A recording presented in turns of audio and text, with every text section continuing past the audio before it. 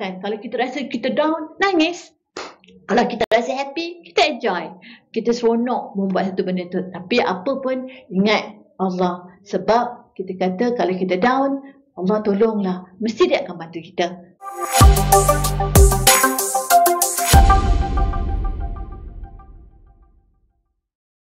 Assalamualaikum warahmatullahi wabarakatuh. Ahlan wa salam wa marhaban bikum. Kita bertemu lagi dalam sesi podcast T-Chat kita pada kali ini. Dan insya-Allah pada kali ini saya tidak berseorangan dan bersama-sama saya seorang yang boleh dikatakan orang besar di Tamhidi, iaitu Dekan Pusat Tamhidi. Dekan Pusat Tamhidi. Assalamualaikum Doktor. Waalaikumsalam warahmatullahi wabarakatuh. Sihat ya Doktor? Alhamdulillah. Dah sarapan semua sekali dah? Dah. Alhamdulillah. So saya ingin mengucapkan terima kasih kepada Doktor kerana sudi untuk sama-sama kita bersama dalam podcast T-Chat pada kali ini. Saya faham Doktor ada komitmen lain dan masa-masa Doktor banyak kan dan sebagainya, tapi saya amat menghargai kesudian Doktor untuk bersama-sama kita. Dan insya-Allah Doktor, tajuk sembang kita pada kali ini ialah Road to Success. Untuk menempah kejayaan.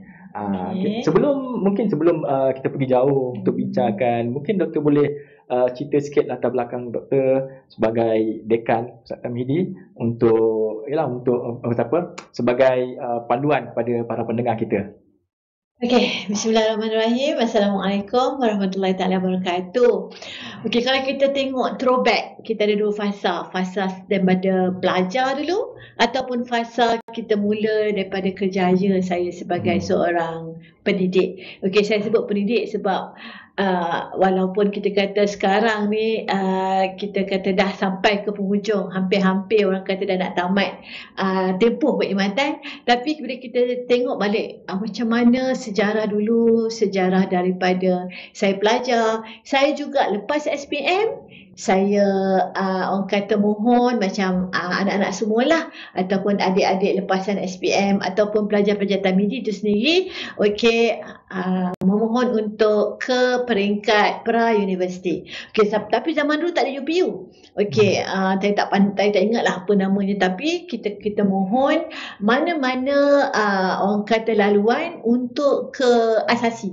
Dulu dia tak panggil asasi, kita panggil program matrikulasi UKM, program matrikulasi USM, program matrikulasi USM, sebab dia tak ada macam sekarang. Sekarang kita ada program matrikulasi.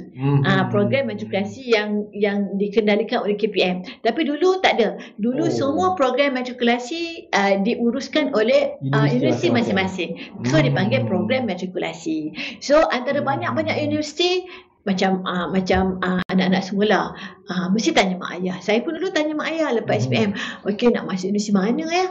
Tapi orang kata yalah kita anak sulung, ayah, orang kata harapan zaman mana dulu, kalau boleh bapa nak Ina jadi doktor. Allahu Akbar. Zaman tu saya kata lepas SPM nak suruh ambil program perubatan. So carilah mana-mana program perubatan di sama ada UKM, masa tu UKM ada, USM ada, UPM ada. So arwah bapa kata apa? Kita ambil kat UKM. Dekat je dia kata macam tu. So dialah yang uruskan semua, uruskan segala permohonan. Akhirnya dapatlah program matrikulasi UKM. So di situlah bermulanya. Tapi program matrikulasi UKM bukan dibuat di universiti. Dia cari tempat mana-mana di sekolah-sekolah berasrama penuh. Masa tu zaman tu ada sekolah Sri Putri, sekolah Alam Shah di Tompang. Macam maknanya program matrikulasi dibuat di sekolah-sekolah. Tetapi apabila zaman saya tu first time dia buat di Kuala Pilah. Kalau ingat lagi lah, mungkin anak-anak semua pernah dengar Kolej Matrikulasi Kuala Pilah yang sekarang diuruskan oleh KPM. Dulu tapak tanah itu diuruskan ataupun sebenarnya hak milik UKM. Sebab UKM menjadikan satu-satunya pertama kali tahun 1988 batch kami, batch pertama di Pusat Matrikulasi UKM Kuala Pilah. Itulah kami semua datang dari seluruh pelosok tanah air dikumpulkan kepada pelajar-pelajar yang hanya layak untuk 1 tahun. Masa tu UKM buat 2 tahun. Program 1 tahun, program 2 tahun. So kami ni program 1 tahun ditempatkan di doktor program 1 tahun fast track kononnya lah, bunyinya macam fast track 1 tahun. Pelajar bijak ni kata kononnya lah. So adalah kawan-kawan saya masih lagi di Sri Puteri. Itu untuk program 2 tahun. So dia asingkan yang program setahun 2 tahun. So yang setahunnya lah. Masa tu lah tempat tu dengan tak ada makmalnya. Semester 1 tau tak ada makmal. So kami survive lah juga. Tapi disebabkan orang kata bila kita tanya balik, betul ke aku nak jadi doktor ni? Ini program perubatan itu kan? Tak, dia panggil program sains hayat. Macam sains hayat. Belum masuk kepada spesialis lagi ya. Kita boleh pilih dah sains fizikal ke sains hayat. Macam tu dah lebih kurang. Okey. So kita kata tak boleh. Saya mula-mula kan apa yang menyebabkan saya kurang berminat dengan biologi, berbanding dengan kimia, sebenarnya adalah gurunya. Ya, itulah faktornya. Kadang-kadang kita kata tak ada faktor, tapi dia menyebabkan satu faktor yang menyebabkan saya lebih seronok belajar kimia berbanding dengan belajar bio. So saya kata tak boleh jadi ni, macam mana nak jadi doktor dalam tempoh 1 tahun tu. So saya cakap dengan arwah bapa, tak boleh abah, tak boleh bapa, macam tak minat lah jadi nak buat medik sebab cikgu tak best. Cikgu tak best. Mana cikgu tu dia main peranan yang besar untuk guru tu sebenarnya mainkan peranan membentuk masa depan pelajar. Okey. Itulah startnya kenapa saya sekarang dalam bidang kimia, sebab sebab di SPM sama je result, tak ada beza. Tapi bila dah masuk matrikulasi tu kita dah nampak dah nak survive 1 tahun. So kita nampak sebenarnya lebih seronok belajar kimia sebab cikgu the best. Tak tahulah kan, kita kata macam tu. So saya dah set minat saya tak nak buat medik sebab saya tak minat biologi dah. saya lebih minat kimia. Itulah startnya. Jadi harapan ayah doktor tu itu nanti kita cerita macam mana lah. Itu satu cabaran bagi saya nak convince arwah bapa yang orang kata harapannya untuk jadi nak buat medik tapi sebenarnya nak menjadi ahli kimia. Nanti kita cerita kemudian. Tapi itulah startnya.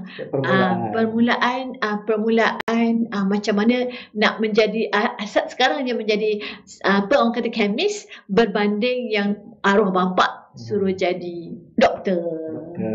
Itulah startnya. Matrikulasi lah. Foundation tu orang kata foundation sangat penting. Nak tengok sebenarnya kita minat apa. Tapi saya tak naklah salahkan cikgu semata-mata. Sebab waktu tu saya rasa ya Allah ngantuknya waktu time biologi. Tapi bila kimia, bila ditanya soalan, semangat. Itu saya rasa macam best rupanya belajar kimia ni. Itulah permulaannya sehingga sekarang ni saya seronok belajar kimia. Masih lagi belajar kimia sehinggalah saya rasa sehingga akhir hayat kot kita kena belajar. So dari segi itu adalah permulaannya di matrikulasi. Di matrikulasi UKM boleh bilang. Mungkin kita boleh kita undur sikit masa. Kita pergi kepada waktu pembelajaran doktor pada peringkat sekolah menengah tu. So mungkin kita boleh kongsikan dari segi fasiliti macam mana dan dari segi saya rasa masa SPM ke?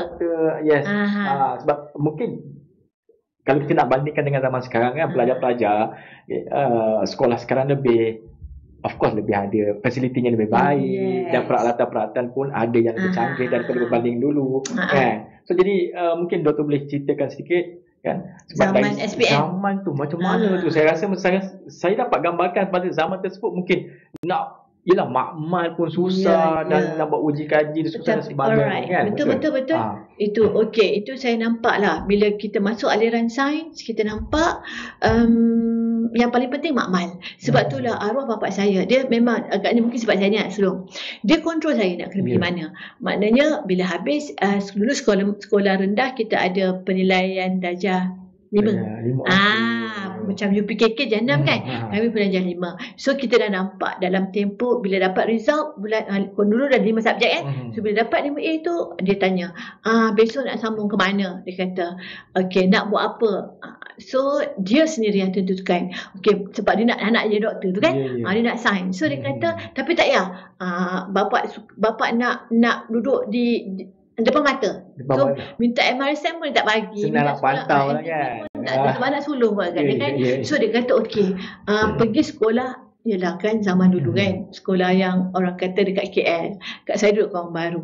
So dia nampak yang sesuai dengan saya, aliran sains bila fokus tingkatan 5 tingkatan 6, pergi dekat di SM dulu dipanggil Sekolah Menengah Konfirm Bukit Anas. Kononnya antara sekolah yang elit di Kuala Lumpur pada zaman tersebut. So dia kata semua cukup. Memanglah alhamdulillah bila saya masuk form 1, form 2, form 3. Bila form 3 SRP, alhamdulillah result bagus. Naik form 4 kena pula sambung science stream. So di sini saya nampak alhamdulillah disebabkan mungkin sekolah tu pun dah establish kan, dah lama ditubuhkan, memang semua kelengkapan makmal cukup. Makmal kimianya, makmal bionya, makmal fiziknya pun alhamdulillah bagus. Sebab itulah alhamdulillah sampai lepas SPM bagus, sebab mungkin salah satu faktornya guru semua best. Okey, bionya, fiziknya, kimianya best. Makmal cukup, maknanya kelengkapan alhamdulillah pada waktu tu. Okey, menyebabkan result pun bagus. Di situlah mungkin arwah bapak saya kata okey dah, kita dah boleh start untuk nak seterusnya. Okey. So tadi Doktor, sebab Doktor pun ada cerita tentang cabaran. Saya rasa ni adalah salah satu daripada cabaran peringkat permulaan yang mana ayah Doktor sendiri tidak bagi Doktor pergi jauh-jauh dan sebagainya untuk nak orang kata bila anak ada depan mata dia lebih mudah, lebih tenang dan sebagainya kan. So mungkin ini adalah cabaran peringkat permulaan. So mungkin Doktor boleh ceritakan lagi cabaran yang Doktor hadapi di peringkat yang lebih tinggi sedikit sehingga menjadi seorang yang sosok yang hebat sekarang. Allah tak adalah hebat mana pun. Tapi maksudnya sekarang apabila arwah bapa tu mungkin anak suruh dia nak je anak dia jadi doktor, yang dia kata masuk matrikulasi UKM, ambil medik. Tapi saya kata mula-mula saya diam je lah, ikut sebab tak tahu kan macam ni zaman matrikulasi tu ataupun sekarang zaman tabidi. So bila saya tengok, saya kata saya lebih minat kimia atau fizik berbanding bio. So tak boleh lah kita kata cabaran. So macam mana cabaran tu masa dia matrikulasi, cabaran nak bagi tahu arwah bapa. Itu cabaran dia. Tak boleh bapa, tak boleh buat medik. Kena, tak boleh. Memang saya rasakan saya enjoy dengan chemistry. Saya enjoy fizik. Maknanya bukan biologi. Itu dah saya kata di situ. Titik tolaknya kenapa saya bidang kimia sekarang ni, itulah dia. Apabila di zaman matrikulasi, so alhamdulillah dapat guru-guru yang hebat mengajar. Saya tak kata tak hebat biologi, tapi mungkin sebab waktu tu macam ngantuk sangat. Saya tak ada nak masuk pun. Itulah dia punya cabaran. Jodoh doktor dengan kimia tu kan. Tak ada kan dapat guru-guru yang hebat pula untuk kimia ataupun fizik berbanding dengan biologi. Disebabkan faktor tak dengar suara, mungkin saya rasakan. So saya kata aku besok kalau aku kena ngajar, aku kena kuat-kuat sikit suara. Itu antara tercetus tau bila kata tak dengar, ngantuk. Semua budak tidur macam tu. Tapi tak pula, mungkin ada yang pandai dapat juga buat medik kan. Tapi saya kata saya tak boleh teruskan sebab tak minat biologi. Itu cabaran bila saya beritahu arwah bapa memang tak boleh buat betul kau nak buat apa. Mungkin kimia ataupun fizik. Itulah apply. Bila masuk degree UKM kita apply. Bila apply alhamdulillah dapatlah yang seperti yang diceritakan kimia. So ni cabaran tadi saya rasa dapat macam cabaran dari segi mental, macam mana kita nak memberitahu ayah, nak meyakinkan ayah mudah. Sebab daripada awal dia memang ayah dah letakkan kena menjadi doktor kan. Tapi alhamdulillah lah arwah panggil bapak arwah bapak saya kata tak apalah kalau kau dah tak minat macam mana. Tapi mana tahu tapi dia punya kata mana tahu satu hari dapat jadi doktor juga. Siapa terkebel-kebel jadi doktor, tak apa lagi, dah memang tak jadi doktor. Saya kata macam tu kan. Tapi tak apalah, saya biarkan benda tu. So masuklah degree. Buatlah chemistry daripada tahun 1 sehinggalah tahun 4 final year di situ. Itulah titik tolaknya. Kemudian seronok belajar di sana, di UKM, keluar masuk makmal, enjoy dengan kawan-kawan. Kami ada study group sama-sama. Sampai sekarang study group tu masih lagi dalam kumpulan WhatsApp kami. Bercerita tentang apa-apa yang melibatkan kimia. Kadang-kadang ada masalah kimia, walaupun dah tua-tua ni, kami dalam grup pun masih lagi bertanya. Kalau ada apa-apa masalah yang berkaitan dengan melibatkan kimia, reaction ke apa ke yang dalam dalam erti kata kerja, okey, masing-masing ada kerjaya masing-masing dalam bidang masing-masing. So kami pun masih lagi berdiskusi. Semua itu adalah sebab grup tu lah grup kimia. Jadi semua tu menjadi pensyarah. Tak semesti. Ada yang jadi, ada yang bekerja sebagai di bidang farmasi, tapi bukan farmasis ahli kimia di farmasi. Jadi maknanya semua dalam study group tu ataupun dalam kumpulan tu semua memang bidang dia bidang kimia. Cuma kerjaya yang berlainan masing-masing kan. Ada yang ahli kimia di cat Jotun, kilang Jotun. Ada yang di Jabatan Kimia Malaysia. So kadang-kadang kami berdiskus juga. Ada yang dekat jabatan macam-macam lah, jabatan-jabatan kerajaan yang melibatkan ahli-ahli kimia. Ada ramai jugalah di bidang-bidang swasta kan. So di situ sampai sekarang pun kadang-kadang apa-apa persoalan yang kata, kau ingat lagi tak dulu macam ni? Adalah kami saja berdiskus. Itu antara saya rasakan apa yang saya nampak, ilmu tu tak putus dari zaman kita sekolah, zaman di universiti, sampai dah kita dah ada tua, dah ada anak, ada cucu ni pun kita rasakan sometimes kita perlu masih lagi mencari ilmu. Maksudnya masih berterus pembelajaran tu berterusan. Walaupun sudah menjawat sebagai Profesor Madya, tapi boleh maksudnya kami sentiasa berdiskus. Di situ.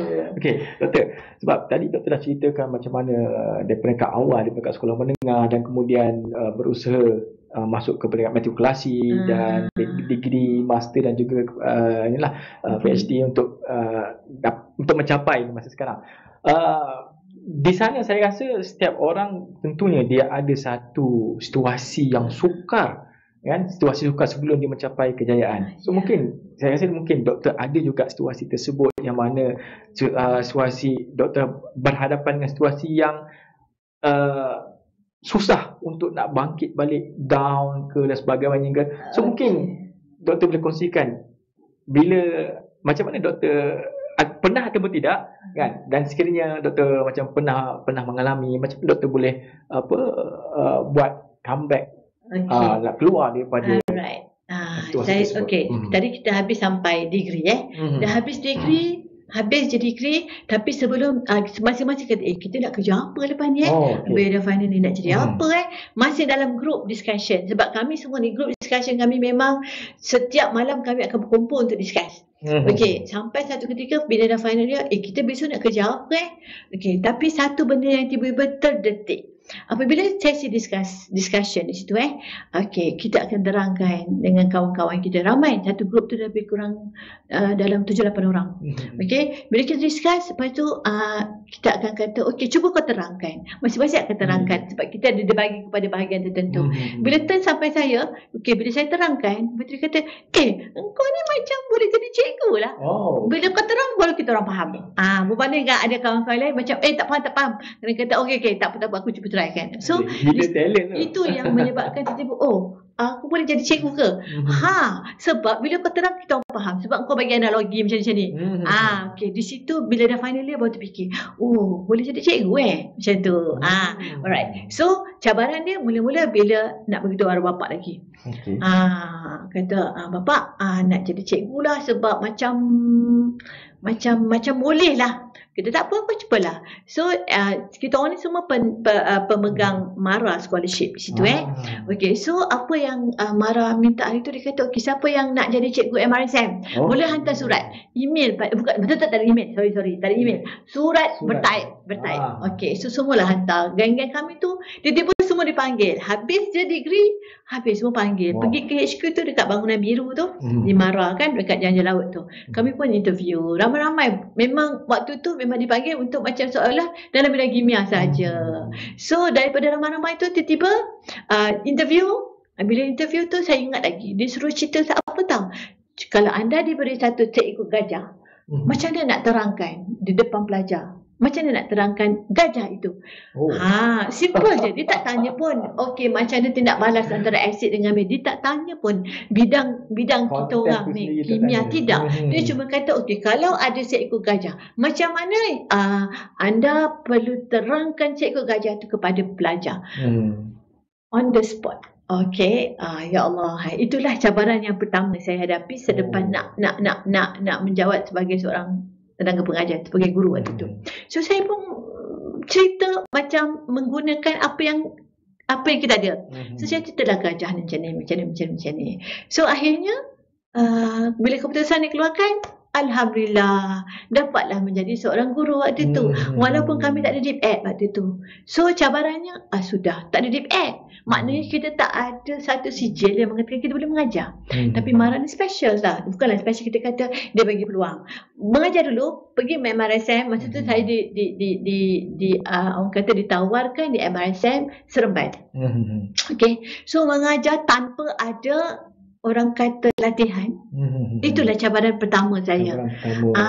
Tapi dengan orang kata pengalaman mengajar masa group discussion tu, bila kita kata tak faham, okey tak apa, aku cuba terangkan. Pakailah whiteboard ni. Kau faham tak? Okey. Itulah menyebabkan satu cabaran tu, alhamdulillah kita dapat gunakan apa yang kita belajar masa sama-sama belajar tu untuk menjadi seorang guru tanpa ada sebarang latihan. So Mara ni dia kata masuk dulu, mengajarlah. Kau ada pengalaman ke? Kau tak ada pengalaman dulu kan? Di situlah kami belajar untuk mengajar. Apabila cuti masa tu cuti sekolah kan panjang. Waktu cuti sekolah tu lah kami tak diberikan cuti sebab kena pergi belajar di kursus diploma pendidikan di UTM sebab Mara buat joint venture kan. Itulah cabarannya. Cabaran apabila mula-mula dengan arwah bapak. Lepas tu bercabaran macam mana nak mengajar tanpa ada sebarang orang kata kelulusan yang rasmi. Apabila waktu cuti selama 4 waktu cuti kami pun tamatlah diploma pendidikan. So mengajarlah di MRSM, kemudian ditukar nama daripada MRSM pada Kolej Mara Seremban. Selama 12 tahun di sana. Mengajar di sana di Kolej Madrasah Seremban. Tapi masa tu mula-mula Kolej Madrasah Seremban tu diberikan tanggungjawab untuk mengajar pelajar-pelajar matrikulasi UKM. Yang saya katakan mula-mula kat Kuala Pilah. Lepas tu dibuka lagi disebabkan pertambahan pelajar, dibuka lagi di Kolej Madrasah Seremban. So Kolej Madrasah Seremban tu lah asalnya untuk pelajar-pelajar form 1 form 5 ditukar untuk menjadi mengajar matrikulasi UKM. So saya teringat baliklah zaman saya sebagai student di matrikulasi UKM Pilah, tapi sekarang saya menjadi seorang guru di matrikulasi UKM Kolej Madrasah Seremban selama 12 tahun tu. Tapi in between tu, apabila ingat tak zaman di mana semua universiti tutup UKM, tutup matrikulasi, tak dibenarkan menawarkan program-program matrikulasi, maka satu lagi cabaran baru, mengajar A-level pula. So banyak hidup ni up and down. Daripada kononnya kita ada orang kata zon selesa selepas kita rasa kita dah kata cabaran tu dah habis sebab kita dah belajar macam mana nak mengajar, dapatkan CJ diploma pendidikan tu, dah tenang. Tiba-tiba bila UKM kata tak boleh anjurkan sebarang program matrikulasi, dah mengajar A-level pula. Okey, belajar A-level, satu cabaran barulah daripada nak mengajar cakap Melayu ke cakap putih. Maknanya dia guna medium English. Yes, itu pun cabaran baru bagi kami yang semua mengajar program matrikulasi UKM. Sebab asalnya BM. Betul. Dia jadi orang putih. So kami pun dihantar ke, saya rasa masa tu kat PJ Sunway College ke, untuk macam ada training mengajar A-level. So cabaran tu sentiasa, sama ada semasa belajar dan juga semasa bekerja. So itulah cabaran. Selepas dah seronok mengajar bahasa Melayu, mengajar pula bahasa Inggeris. Tapi saya rasa benda tu, apabila pengalaman tu sendiri cukup untuk mengajar kita, insya-Allah kita boleh buat. Sebab pengalaman dah ada, nak tukar je orang kata lidah tu, daripada cakap Melayu cakap orang putih. So saya pun mengajar A-level lah selama dalam tempoh 12 tahun tu. Saya mengajar matrikulasi UKM dan juga maju ke A-level A-level. program. 12 tahun. Menarik. Kemudian cabaran baru pula apabila cukuplah dah 12 tahun rasa macam nak sambung belajar lah. Okey. Nak sambung belajar lah, tapi dia marah ni pun dia tawarkan juga staff dia, guru-guru untuk sambung belajar Masters PhD. Tapi disebabkan marah ni ada berapa belas MRSM, maknanya beratus-ratus guru, maka kebarangkaliannya agak sukar untuk nak dapat. Tapi saya kata saya tak apa, saya cuba apply lah, pergi sekali lagi ke HQ. Tapi orang kata itulah cabarannya. Apabila kita nampak di situ cabarannya, zaman tu dia bagi peluang kepada guru-guru senior dulu. So sekali lagi saya pun hampa, tak dapat nak sambung belajar selepas 12 tahun bekerja kan. Saya kata tak apalah. Tiba-tiba masa itulah tahun 2005 saya nampak iklan. Masa tu QUIM. QUIM. Saya kata itulah cabaran baru pula. Bila masuk di QUIM, okey. Dia nak guru Tamidi. Tapi tak apalah, mana tahu ada peluang nak sambung Masters PhD. Apply lah. Tapi orang katakan 12 tahun mengajar program orang kata Prayu, mungkin benefit bagi saya. Interview, orang kata sampaikan masa tu pengarah dan juga dekan FSC waktu tu Prof Jalani, dia kata apa? Bila puan boleh start mengajar? Saya kata, saya kena mohon dululah dengan MARA untuk sambung servis kan. Maknanya minta keizinan untuk sambung servis daripada MARA 12 tahun ke USIM. Dan masa tu QUIM lah. Itu orang kata, tak apa, kita cubalah. InsyaAllah saya cuba nak orang kata berikan khidmat terbaik di situ. Okey, so bila masuk je, saya pun dah risik-risik macam mana nak sambung belajar. So akhirnya cabarannya lah, inilah paling besar cabaran apabila dia bagi tahu tiada cuti belajar untuk guru-guru Tamidi. Saya terdiam. Ini satu cabaran ni, saya kata macam tu. Tak apa, nanti mungkin kita sambung lagi lepas ni.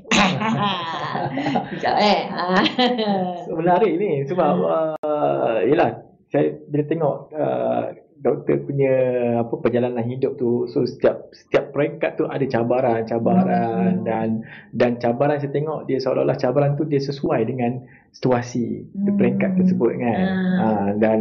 Dan sebelum ni cabaran, sebab kalau tengok kalau doktor masih lagi berada di MARA tu, mungkin cabaran mungkin tidak ada peluang untuk sama belajar kan. So, bila berpindah ke tempat baru mungkin, tapi secara orang kata gamble tau, tak tahu dapat ke tidak.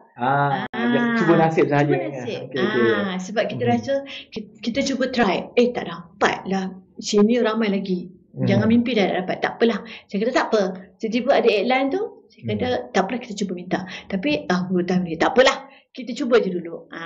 Tapi bila dah duduk dalam tu, rupanya tiada cuti belajar untuk guru-guru Tamidi. Itulah satu tamparan hebat, cabaran paling antara saya rasa hebat. Macam mana ni? Sebab pelajar tak sambung belajar, tapi tidak diberi kesempatan untuk cuti belajar. So untuk hadapi cabaran ni, doktor, so macam mana? Tentunya doktor mesti ada strategi dan sebagainya kan, ada perancangan kan. Dan bila dah orang kata tidak sambung belajar tapi hasrat di hati untuk nak sambung belajar juga kan. Jadi macam mana doktor buat dan apa yang Now apabila bila masuk dekat sini kan, masa tu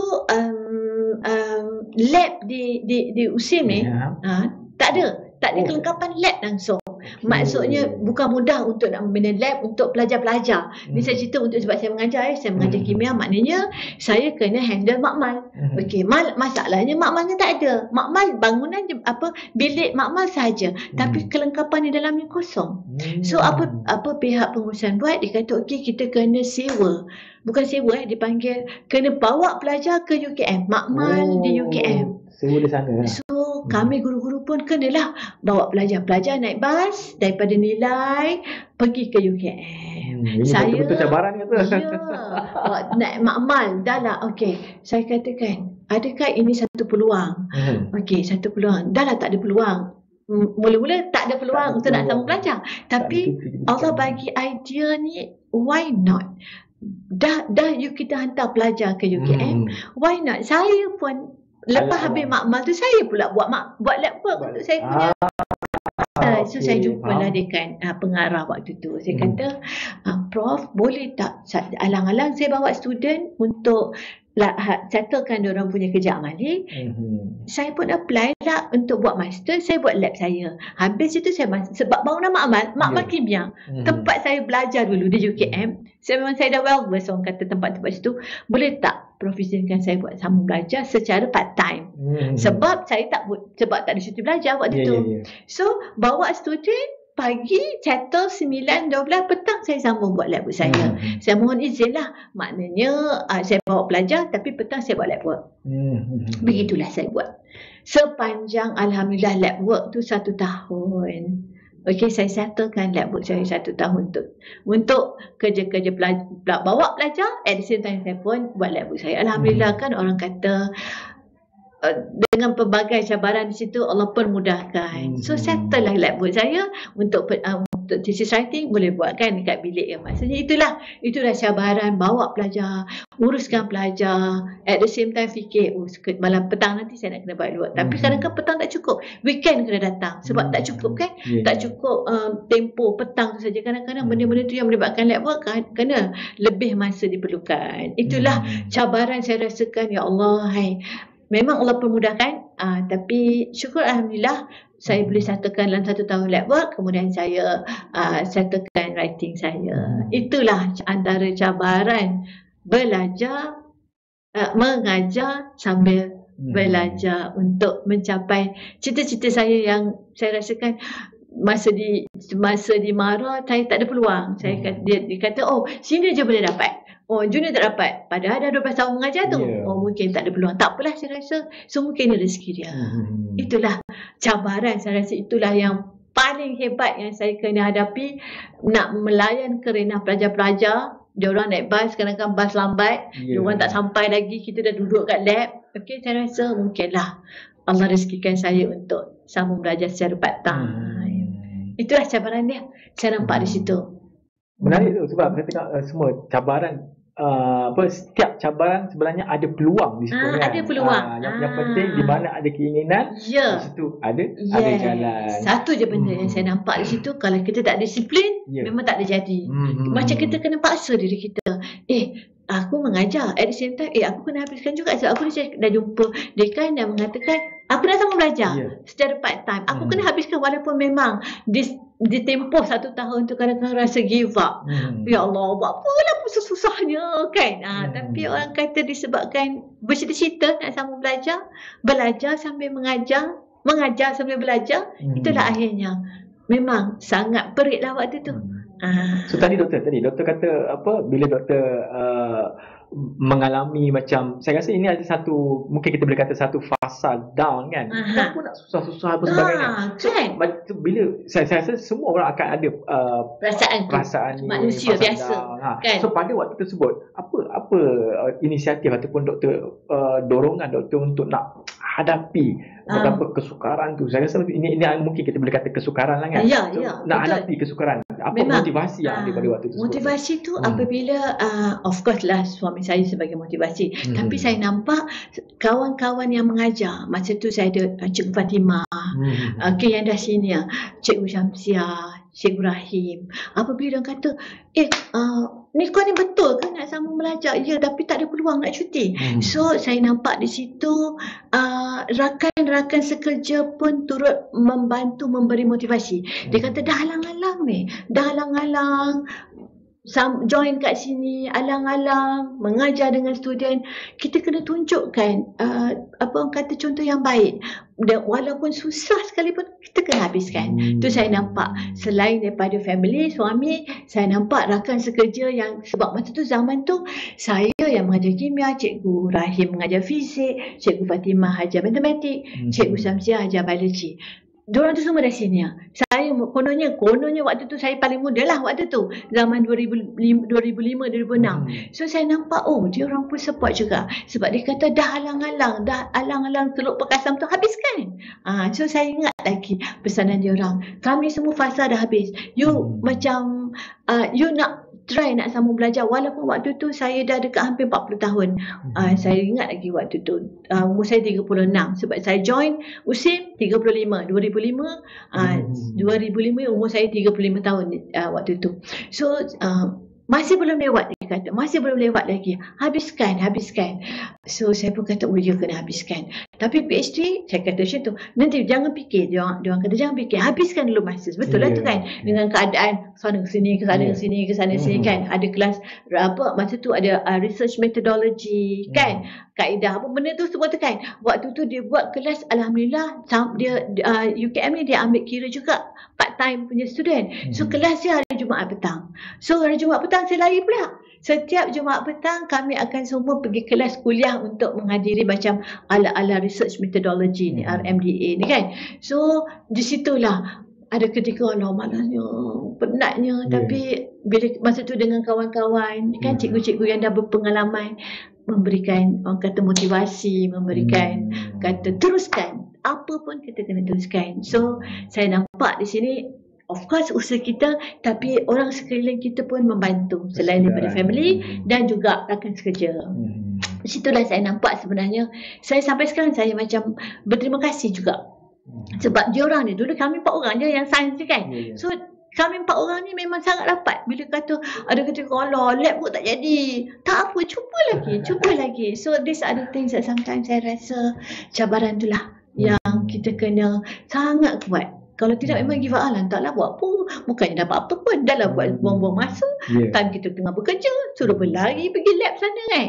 Sebab lab kasi tak ada, macam mana nak buat lab? Kena pergi UKM.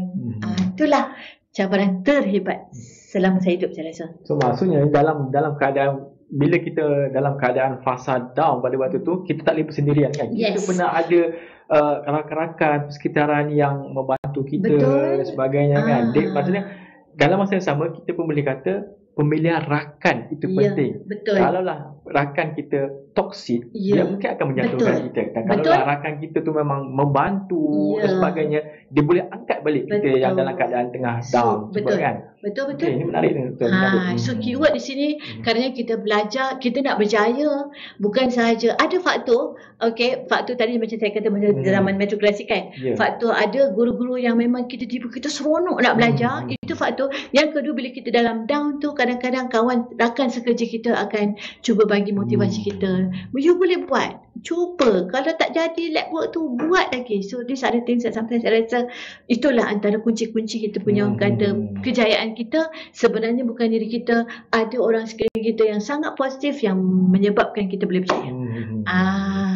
Doktor, soalan saya daripada awal tadi doktor asyik menyebut perkataan cabaran. So dalam masa sama saya rasa mungkin orang lain dia mungkin tak nampak sesuatu itu sebagai cabaran. Betul? Dia mungkin akan nampak bebanan dan sebagainya. So saya tengok bila doktor lihat sebagai cabaran, dan adakah ataupun persepsi untuk melihat semua benda itu sebagai cabaran, adakah ini juga boleh boleh mendorong persepsi ni dia mendorong doktor untuk sebagai dorongan dalaman untuk terus. Betul. Ya, sebenarnya apabila ada satu benda yang kita kata, uish, gila nak buat waktu ni. Kita rasa macam mula-mula kita, buat apa buang masa. Tapi bila kita fikirkan, apa yang kita, what can you see in you in 10 years time? Kan? So, benda tu yang selalu kita kata, jangan jadikan kita benda tu sebagai satu bebanan. It's challenge. Macam mana you nak challenge diri you, daripada seorang guru dalam tempoh 12 tahun tu macam seolah-olah zon selesa. You tak nak cuba untuk meningkatkan kejayaan you. Saya tak kata tak boleh kalau tak nak jadi, nak sama belajar tu tak ada tingkat kejayaan, tidak. Tapi maksudnya macam dalam tempoh 12 tahun tu macam cool je kan, macam tak adalah tu. Tapi how can you say that kau kena challenge diri kau supaya keluar daripada zon selesa. So nak keluar daripada zon selesa, tapi you kena kuat lah. Apa dia punya orang kata satu cabaran yang hebatnya, engkau tak dapat cuti belajar, engkau tak dapat allowance ke apa, macam mana? Kalau ikutkan buat apa, buang masa kan. Tapi disebabkan kita kata what can you see in 10 years time, in 5 years time. Di situlah challenge diri kita. Tapi jangan lupa kita ada orang sekeliling kita, selain daripada adik-adik kita, family, anak-anak, kita juga ada rakan sekerja kita waktu tu. Itulah sebenarnya yang menjadi pendorong agar segala cabaran-cabaran tu insya-Allah kita boleh hadapi dengan kuat. Okey, so saya rasa kita pun dah sampai ke penghujung. So sebelum kita tamatkan sesi podcast kita, banyak perkara-perkara yang saya rasa menarik dan juga motivasi itu sendiri pada para pelajar. Mungkin yang terakhirlah, apa nasihat dan saranan doktor kepada pelajar-pelajar, khususnya pelajar-pelajar Tamhidi? Okey, untuk pelajar-pelajar Tamhidi, kita tahu apa pun sebagai seorang pelajar, kita akan rasa sekejap kita rasa happy, sekejap kita rasa down, sekejap kita rasa termotivasi, sekejap kita rasa buat apa susah-susah ni, ada kawan-kawan tu jadi apa? Jadi influencer boleh dapat tidak. Kita jangan. Kita sekarang kita kata tanggungjawab kita terus belajar. You boleh jadi influencer tapi you dah ada master, you ada PhD, tak salah. Tapi sekarang ilmu tu penting. Maksudnya yang paling penting you kena tengok apa you punya cita-cita dalam tempoh 10 tahun nak jadi apa.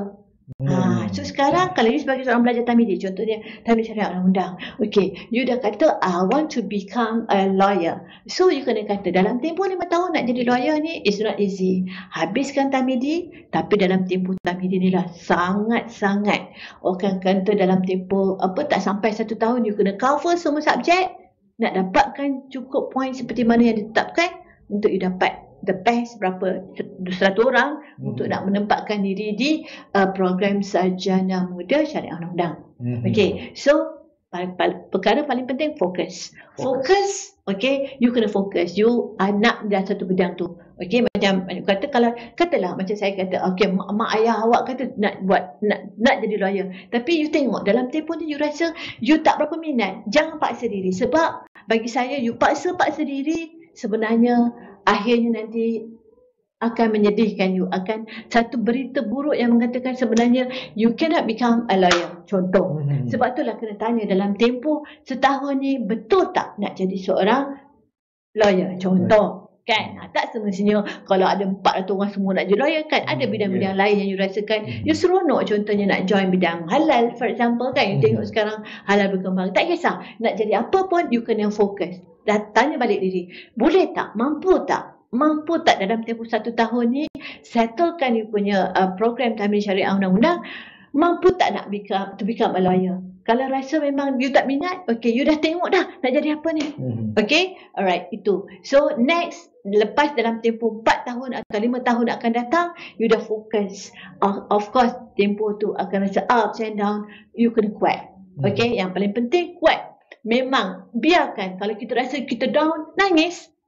Kalau kita rasa happy, kita enjoy. Kita seronok membuat satu benda tu. Tapi apa pun ingat Allah. Sebab kita kata kalau kita down, Allah tolonglah. Mesti dia akan bantu kita. Di situlah nanti kita akan kata memang susah macam mana pun Allah akan kata inilah sebenarnya peluang untuk you. You rasa insya-Allah you akan jadi apa? You nak jadi apa? Katalah nak jadi. So itulah sebenarnya 1 tahun ni you rasakan fokus betul-betul. InsyaAllah apa yang you rasakan you nak jadi apa-apa, you doa. Sebab Allah tu Maha mengetahui.